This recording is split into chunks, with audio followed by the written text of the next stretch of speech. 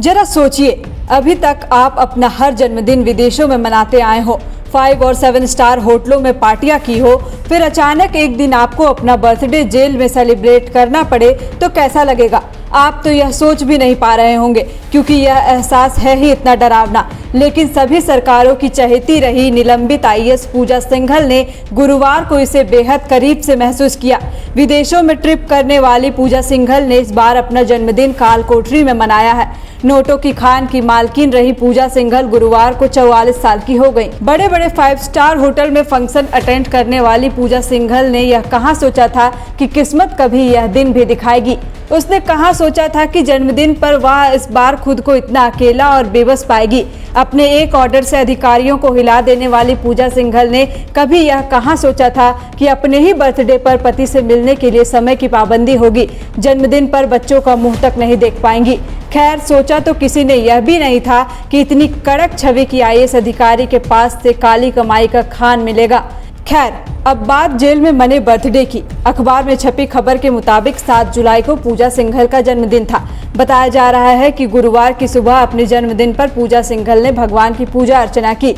सुबह लगभग 8 बजे वह नाश्ता के बाद अपने वार्ड से थोड़ी देर के लिए बाहर भी निकली थी।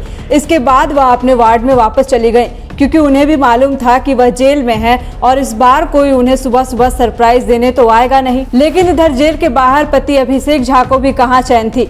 थोड़ी देर की ही सही पर पत्नी के चेहरे पर खुशी देखने के लिए 11:50 पर वह होटवार जेल पहुंच गए।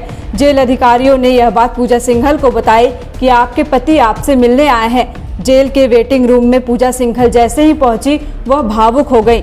पति अभिषेक झा को देखते ही उनके आंखें डबडबा गईं, लेकिन फिर जैसे तैसे खुद को संभाला। इसके बाद पति अभिषेक झा ने बर्थडे विश किया। दोनों के बीच लगभग 20 मिनट तक बात हुई। अभिषेक झा ने पूजा को सरप्राइज गिफ्ट भी दिया। इस दौरान पूजा सिंघल ने अपने बच्चों का हालचाल पूछा। अभिषेक झा जब जाने लगे तो पूजा सिंघल उन्हें लगातार देखती जा रही थी।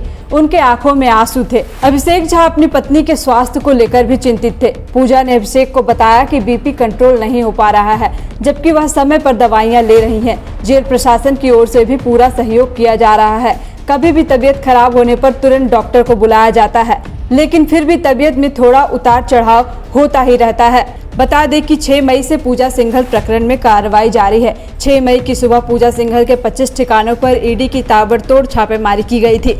उनके सीए के आवास से 19 करोड़ 31 लाख रुपए कैश बरामद हुए थे। 11 मई की शाम पूजा सिंघल को गिरफ्तार कर लिया गया था। ईडी ने उन्हें 3 बार रिमांड पर भी लिया है। उसके बाद न्यायिक हिरासत में भेज दिया।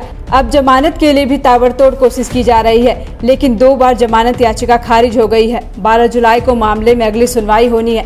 पिछली सुनवाई में ईडी की ओर से जवाब देने के लिए समय मांगा गया था, लेकिन अब तक ईडी की ओर से कोर्ट में जवाब दाखिल नहीं किया गया है। इस कारण पूजा सिंघल की जमानत याचिका पर सुनवाई नहीं हो सकी। अब जब ईडी की ओर से जवाब दाखिल किया जाएगा तो पूजा सिंघल की जमानत अर्जी पर सुनवाई होगी। मामले की अगली सुनवाई के लिए 12 जुलाई की तिथि निर्धारित की गई है। बायोम डॉक्टर बनने का है सपना, मगर सही गाइडेंस की है कमी, तो आए बायोम। रांची में सिर्फ मेडिकल की तैयारी के लिए एक बेहतरीन संस्थान, नीट और एम्स की तैयारी के लिए सन 2001 से मेडिकल प्रिपरेशन के लिए सबका भरोसेमंद संस्थान बायोम, हीनू एवं नगरा टोली, Ranchi. thefollowup.in. Like, share and subscribe. www.thefollowup.in